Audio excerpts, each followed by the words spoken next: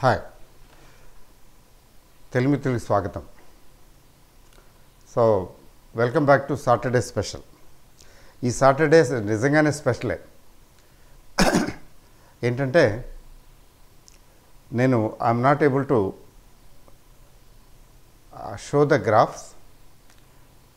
I can only give you information, but that information is so very important and very relevant. ఎట్లా అంటే markets now sky rocketing. Markets చెప్పాలంటే sky rocketing అంటే ఎట్లా చెప్పను, నేను ఆకాశాన్ని అందుకుంటున్నాయి. And where is its halt? Market అనుకుందాం, ఎక్కడ ఆగుతుంది? ఇది market sky rocketing. Where is it's halt? Halt ఎక్కడ? వెళ్తూ ఎక్కడో ఆగాలి కదా, ఎక్కడ ఆగుతుంది? సో ఆగటం మాట ఎట్లా ఉన్నా ప్రస్తుతం పరుగులు తీస్తూ ఉంది. ఎట్లా పరుగులు తీస్తుందంటే అన్నది నేను చెప్పక్కర్లేదు మీకు. 21,000 ఎప్పుడొచ్చింది తెలియదు అన్నట్టుగా వచ్చింది. ఎందుకంటే 20,000 వరకు రావడానికి కష్టపడింది, ఇబ్బంది పడింది. కానీ 19,000 దగ్గర నుంచి 20,000కి రావటానికి కొంచెం కష్టపడింది. పడుతూ ఒకసారి 20,000 టచ్ అయిన తర్వాత ఇంకా అంతే సంగతులు, చిత్తగించవలను. చిన్నప్పుడు లెటర్లు రాసుకునేటప్పుడు ఇంతే సంగతులు, చిత్తగించవలను, ఉభయ కుశలోపరి ఇట్లాంటి పదాలు వాడేవాళ్ళం. అట్లా అనమాట. ఇప్పుడు 21 దగ్గరికి వచ్చి ఆగలేదు. 21,500 అని నేను అనుకున్నాను. అప్పుడు 21,000కి వచ్చేసినప్పుడు 21,500 ఇంకా ఇక్కడ ఆగదు ఇది అనుకున్నాను నేను. What I personally felt. ఇక్కడ అనుకోకుండా రాశాను కూడా, 21 మార్కెట్ ఈజ్ మూవింగ్ టువార్డ్స్ 21,500 అని. లాస్ట్ సాటర్డే ఏదో మొత్తానికి సాటర్డే అనుకున్నాను. ఆ 21,500 is now it is 21456. Nifty 21456. ఇది నేనేదో భవిష్యత్ దృష్టిలాగా చెప్పగలిగాను అని అనుకోకండి దయచేసి. అది ఫ్లూక్గా అది వచ్చేసింది. మార్కెట్ 20,500 అనటానికి బదులు 21,500 రాసేయటం జరిగింది. అలా రాసేయటం జరిగింది అంతేగాని ఇక్కడ ఇందులో నా గొప్పతనం ఏమి లేదు. అది 21,500 నిజానికి వచ్చిందనుకోండి, అది వేరే సంగతి. వచ్చింది కాబట్టి నేను కరెక్ట్గా చెప్పగలిగాను, ప్రెడిక్ట్ చేయగలిగాను అని మాత్రం అనుకోకండి. అదేం లేదు, అలాంటిది ఏం లేదు. మార్కెట్ ఎవరి చెప్పు చేతుల్లో ఉండదు. ఒకసారి అట్లా అవుతాయి అంతే. అయినంత మాత్రాన మనం మార్కెట్ని బ్రహ్మాండంగా విశ్లేషిస్తున్నాం. నేను భలే చెప్పాను, నేను అనుకున్నట్లే అవుతుంది మార్కెట్ అని అనుకుంటుంటారు కొంతమంది, ముఖ్యంగా young people those are new to this stock market. అదేం లేదు. వాళ్ళు అనుకున్నది లక్కీగా ఆ టైంలో అయింది అంతే.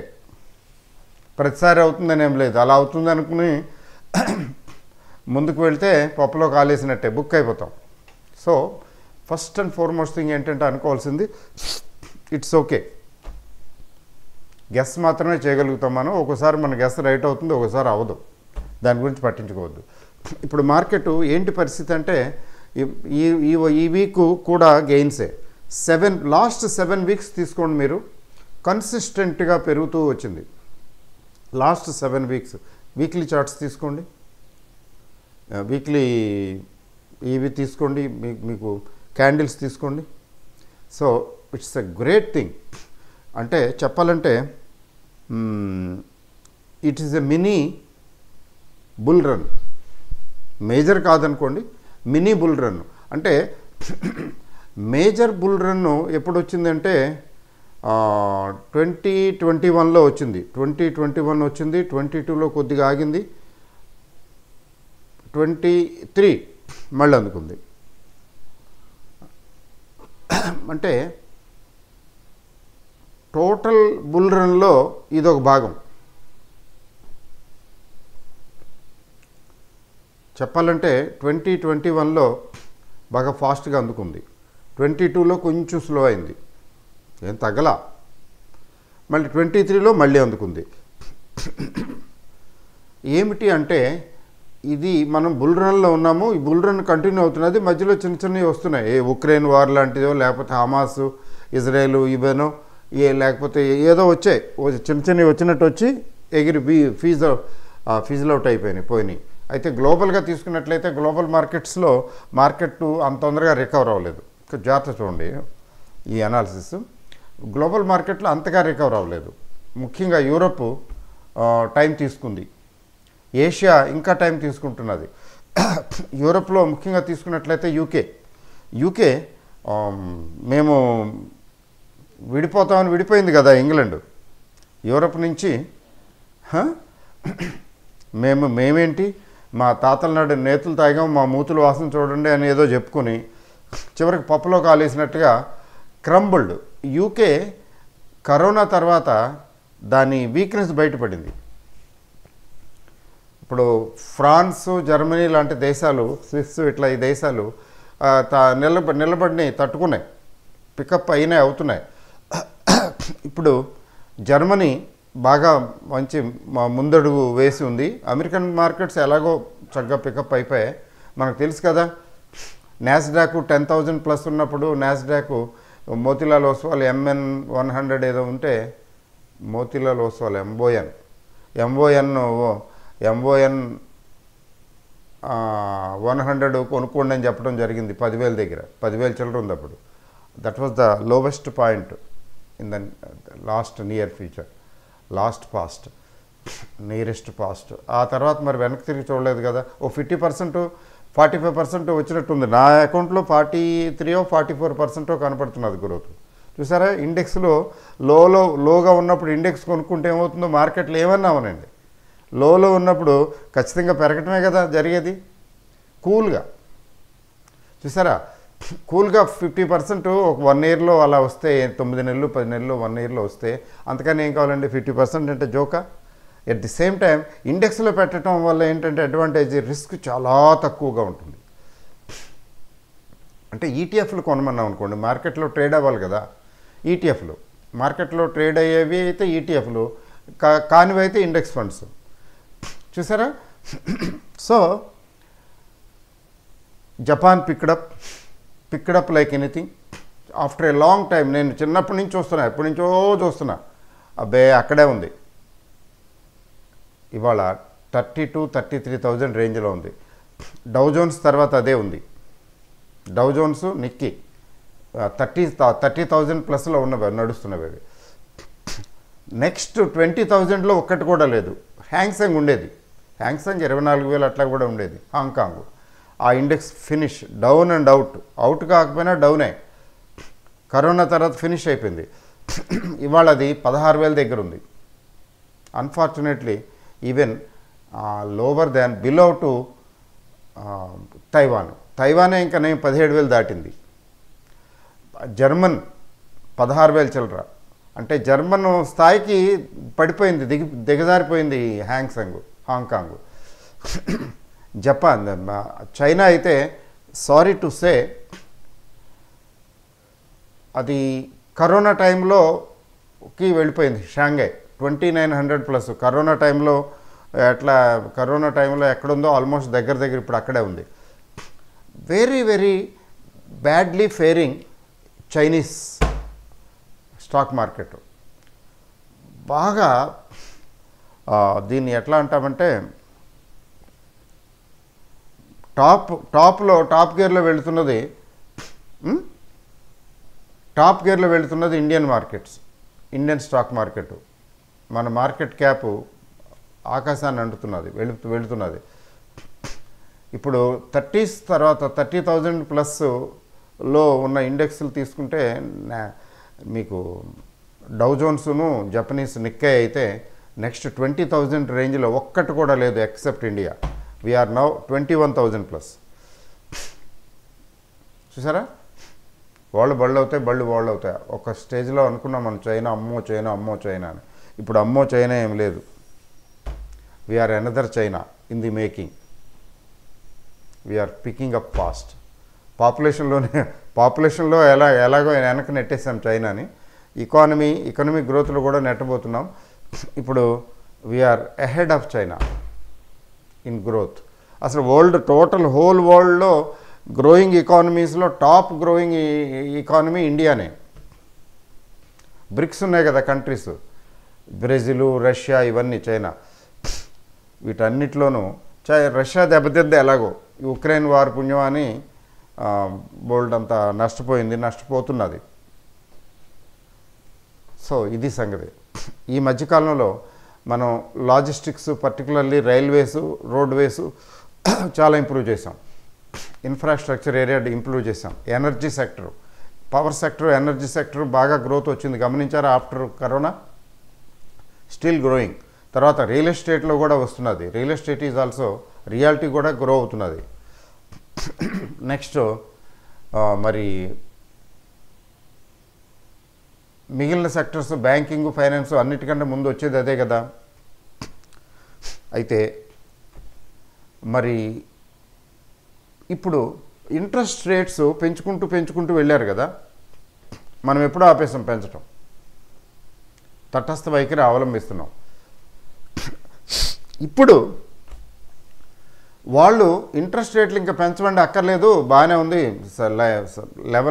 లెవెల్ అయిపోయింది, ఇక మీదట తగ్గించడం గురించి ఆలోచిస్తామని యూరోపియన్ బ్యాంక్స్, సెంట్రల్ బ్యాంక్స్, తర్వాత అమెరికన్ ఫెడ్ వీళ్ళు అంతా చెప్పడం అంటే తిరోగమనం అన్నమాట. అంటే ఫ్యూచర్లో వీళ్ళు ఇంట్రెస్ట్ రేట్లు తగ్గిస్తారు. అంటే inflation is not pinching them. Inflation pinching చేసే పరిస్థితి లేదు. They come back. అంటే ఇంట్రెస్ట్ రేట్లు తగ్గడం వల్ల ఏమవుతుందంటే ఇండస్ట్రియల్ గ్రోత్ న్యాచురల్గా ఉంటుంది. ఇన్ఫ్లేషన్ పెరగటం లేదు అంటే సెంట్రల్ బ్యాంక్స్ లిబరల్గా ఉంటాయి కదా. అప్పుడు ఇంట్రెస్ట్ రేట్లు తగ్గితే ఇండస్ట్రీకి చౌకగా దొరుకుతాయి కదా లోన్లు. అంటే వీటి నెట్వర్త్ పెరుగుతుంది, వీటి గ్రోత్ వస్తుంది. అంటే గ్రోత్ పాత్లోకి వెళ్ళిపోతుంది. గ్రోత్ పాత్రలోకి వెళ్ళిపోయినప్పుడు మళ్ళీ అక్కడెక్కడన్నా ఇన్ఫ్లేషన్ పెరుగుతున్నదని అనిపించినప్పుడు మళ్ళీ ఇంకోసారి ఇంట్రెస్ట్ రేట్లు పెంచడానికి, ఇన్ఫ్లేషన్ కంటైన్ చేయడానికి ప్రయత్నిస్తారు వీళ్ళు. ఇప్పుడు ఏ స్టేజ్లో ఉన్నాం మనం? ఇప్పుడంతా వెళ్ళిపోయింది. తర్వాత ఇప్పుడు మేము తగ్గిస్తాం ఇంట్రెస్ట్ రేట్ అంటారు. ఇంట్రెస్ట్ రేట్ తగ్గే కొద్దీ గ్రోత్ వస్తుంది. మళ్ళీ గ్రోత్ వచ్చిన తర్వాత ఇన్ఫ్లేషన్ పెరుగుతుంది. ఇన్ఫ్లేషన్ పెరిగినప్పుడు మళ్ళీ ఇంకోసారి ఏంటంటే ఇంట్రెస్ట్ రేట్లు పెంచుతారు. సో ఇప్పుడు ఇంట్రెస్ట్లు ఎక్కడున్నామంటే ఇంట్రెస్ట్ రేట్లు తగ్గించే స్టేజ్లో ఉన్నారు. అంటే గ్రోత్ పాత్లో ఉన్నాం. అంటే the best is yet to come for the world economies. మీకు అర్థమవుతున్నదా? The best is yet to come. ఎందుకని? ఇప్పుడు ఆర్బీఐ ఫాలోస్, ఆర్బీఐ డస్, పెద్ద ఇదే ఉంది గొప్ప.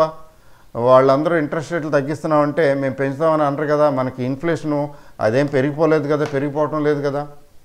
Inflation is under control in India very much.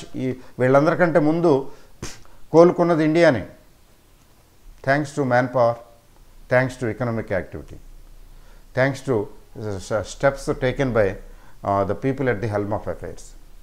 ఎవరైతే కానివ్వండి, మేక్ ఇన్ ఇండియా కాన్సెప్ట్ తీసుకోండి, లేకపోతే ఇంకోటానండి, మొత్తానికి ట్రాక్ పట్టాల మీద తీసుకొచ్చేసాం తొందరగా.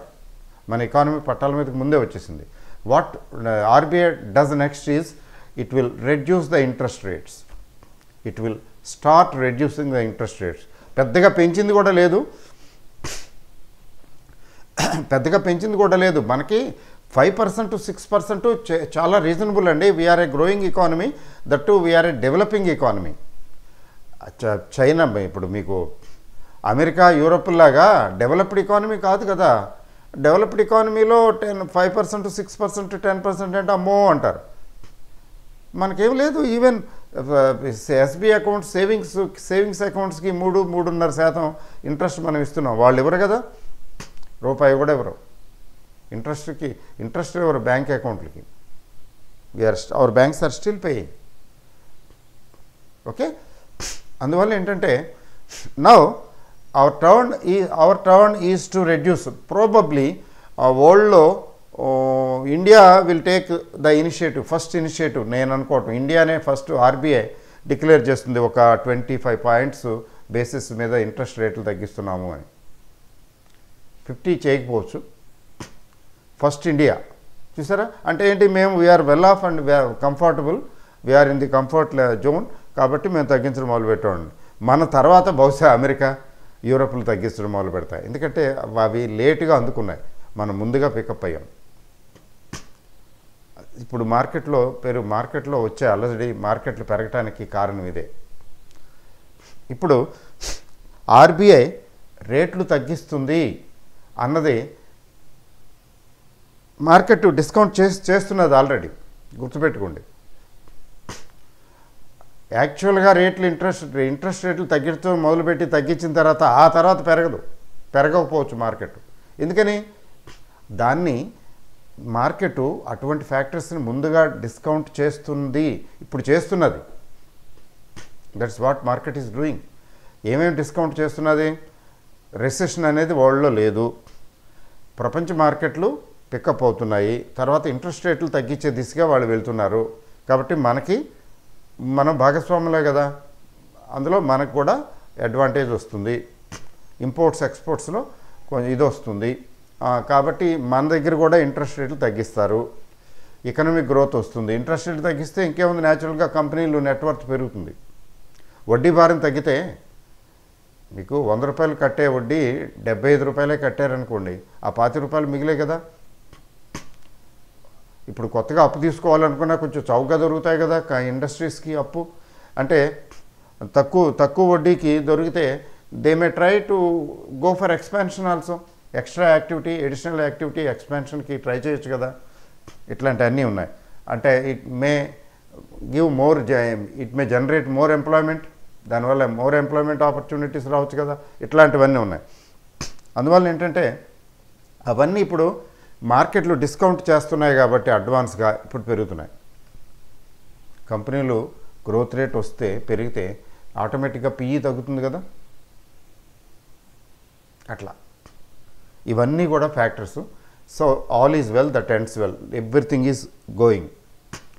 అయితే ఈ నేపథ్యంలో ఇంకేముంది, ఇంకా అందుకుంటుందా, ఇంకా ఆకాశాన్ని అందుకుంటుందా. 25,000 నెక్స్ట్ ఎవరో అబ్బాయి 24,000 25,000 పెట్టాడు, ఇంకా 25,000 వరకు వెనక్కి వెళ్ళదండి, వెనక్కి చూడదండి, ఇంకా తిరుగులేదు. ఇవన్నీ గెస్లే. 25,000కి వెళ్తుందా వెళ్ళదా అనేది అసలు ఆ మీమాంసే అనవసరం. What is going on now is relevant. 21,500 లెవెల్లో ఉంది, దిస్ ఈజ్ రెలవెంట్. అయితే ఒకరోజు 2 రోజులు, ఒక పూట అరపూటో చిన్న కరెక్షన్ రావచ్చు, నెక్స్ట్ వీక్ ఆర్ సో రాకపోనవచ్చు. వేడిగా మార్కెట్లు మాత్రం వేడిగా ఉన్నాయి. భగభగ అంటే ఈ బేర్స్ అందరూ కూడా భగభగ మండిపోతున్నారు.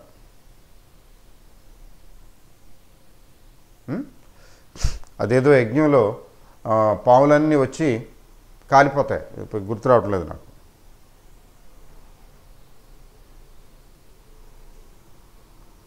ఓకే, అలాగే జనమేజయ మహారాజా ఏదో మొత్తానికి ఉన్నాయి పురాణాల్లో.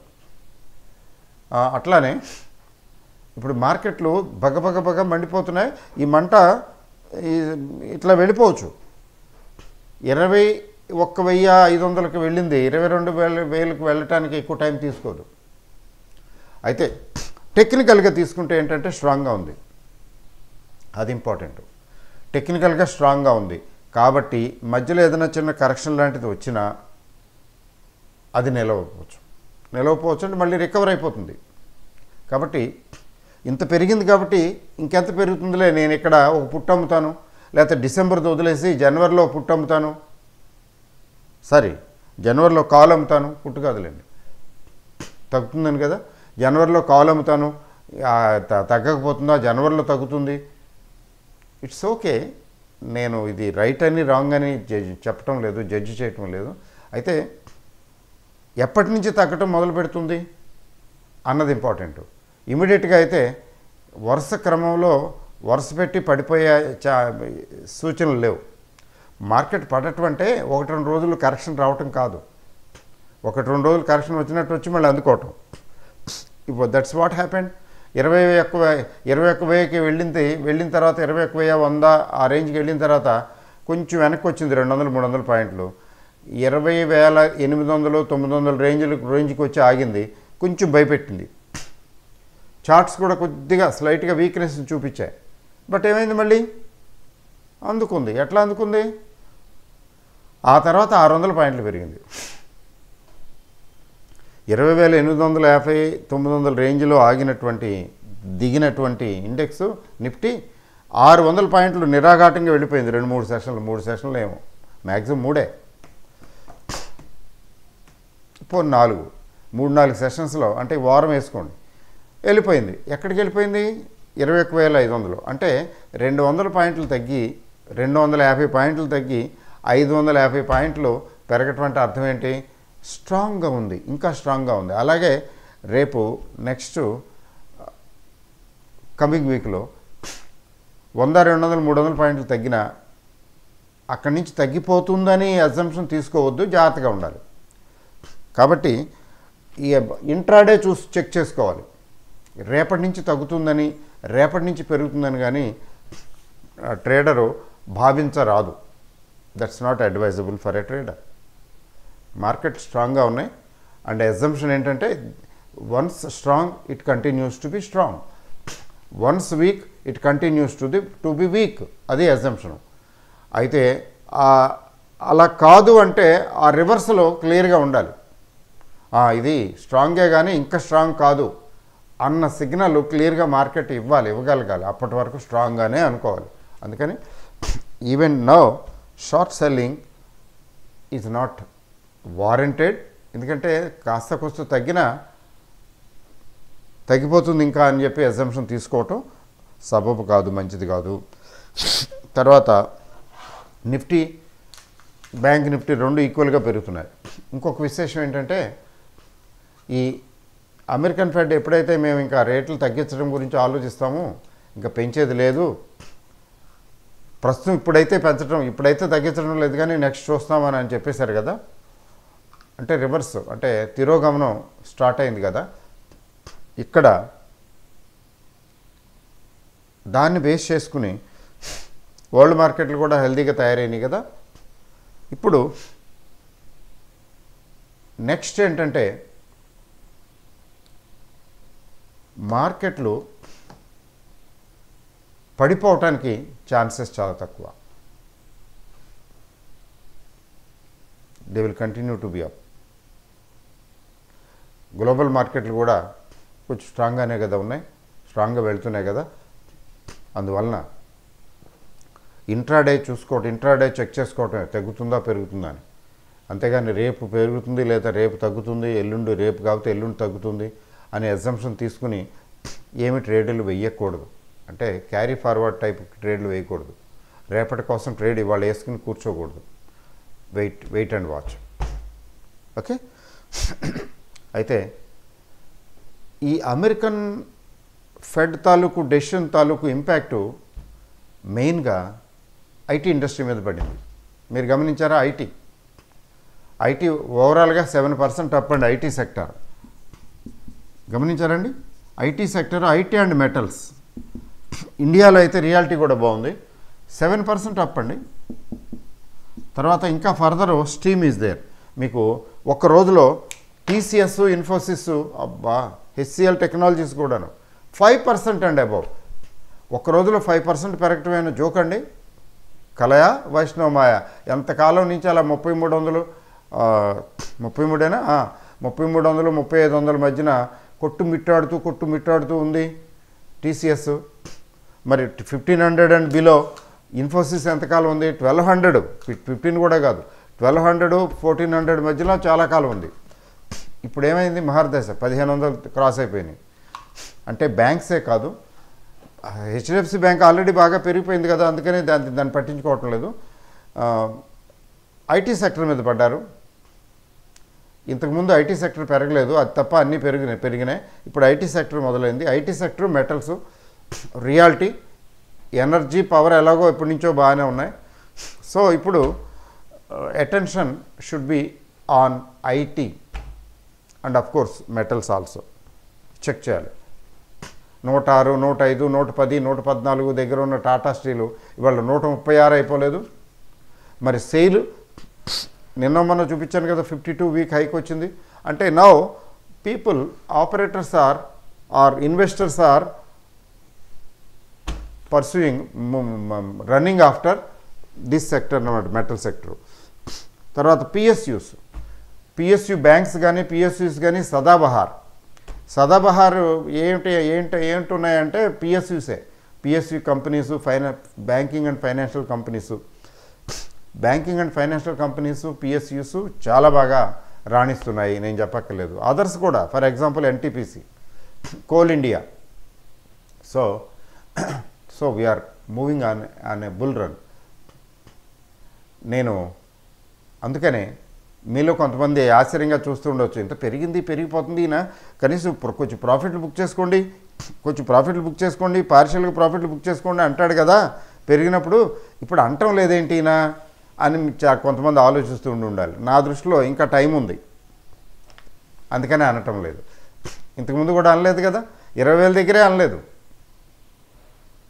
అంతకుముందు ఒకసారి కొద్దిగా అనుమానం వచ్చినప్పుడు కొద్దిగా అన్నాను, 1 సార్లు 2 సార్లు.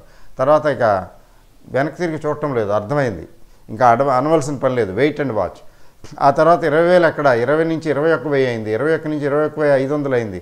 అయినా ఇక్కడ నుంచి ఏం చెప్పడం లేదంటే అంటే సింపుల్ అండి లాజిక్. మా స్టాక్ మార్కెట్ గురించి తెలిసిన ఎవరైనా చెప్తారు ఈ మాట. మీకు సెల్ సిగ్నల్ కనిపించినప్పుడే సెల్లింగ్ గురించి ఆలోచించాలి. ₹1 తక్కువైనా పర్వాలేదు, అక్కడ క్లారిటీ, అక్కడ క్లియర్గా కనబడాలి సెల్ సిగ్నల్, లేకపోతే అప్పటి వరకు ఆలోచించాల్సిన అవసరం లేదు. రెండోది, ఇన్వెస్టర్గా పెద్ద టెన్షన్ పడవలసిన పని లేదు. ఏమవుతుంది, పడి ఉంటుంది, అమ్మలేదు, ఓకే, అయ్యో అమ్ముంటే ఎంత వచ్చేది, ఇప్పుడు తగ్గిపోయింది అని అట్లా ఆలోచించకూడదు. ఇన్వెస్టర్ అలా ఆలోచించకూడదు. తగ్గిందిలే, తగ్గుతుంది, పెరుగుతుంది మామూలుగా, కానీ లెట్ మీ వెయిట్.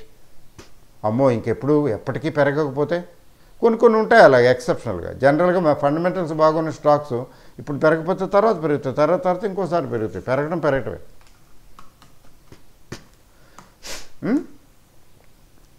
అది విషయం. So nothing to worry.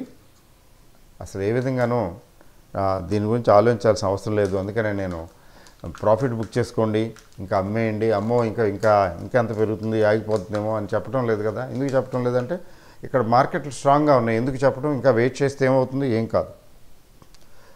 మనమేంటి FIIs అంతగా ఇంట్రెస్ట్ చూపించలేదు కదా మొదట్లో. ఇప్పుడు చూడండి, ఎఫ్ఐఐస్ డిసెంబర్లో ఇప్పటి వరకు 18,858 కోట్లు కొన్నారు. మన వాళ్ళు మొదటి నుంచి కొంటూ ఉన్నారు, వాళ్ళు అమ్మినప్పుడు కూడా కొన్నారు. ఇప్పుడు మన వాళ్ళు కొన్నది వాళ్ళతో పోలిస్తే చాలా తక్కువ, 2,600, 2,500 చిల్లరే. వాళ్ళు ఎంత కొన్నారు చూడండి, 18,000 కోట్లు. అంటే చివరికి వాళ్ళకి అర్థమైంది,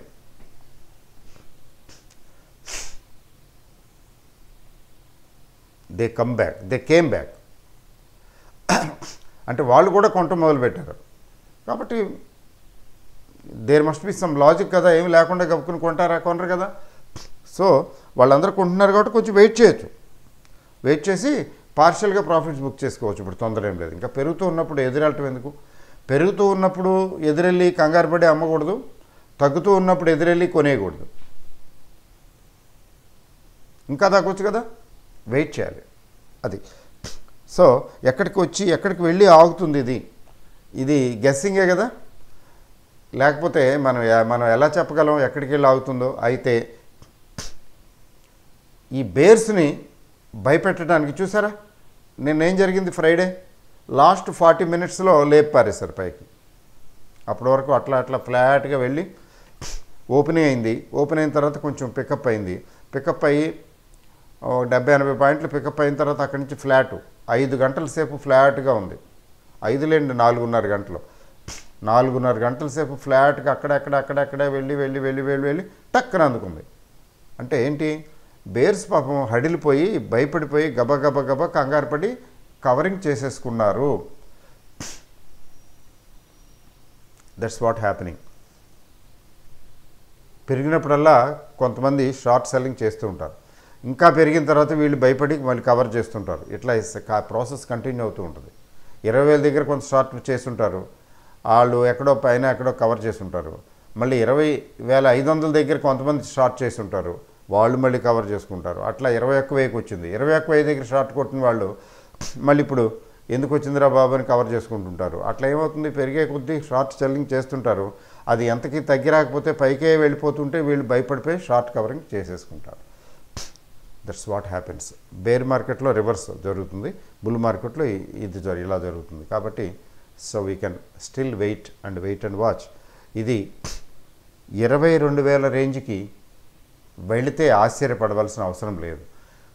అయితే మధ్యలో ఏమైనా చిన్న చిన్న కరెక్షన్స్ వస్తే అంత మాత్రానికి తగ్గిపోతుందని కంగారు పడవలసిన అవసరం లేదు అని నా అభిప్రాయం. ఇది నా అభిప్రాయం మాత్రమే కదా, కాబట్టి దీన్ని బేస్ చేసుకుని మీరేమీ చేయొద్దు. నా అభిప్రాయం ఎంతవరకు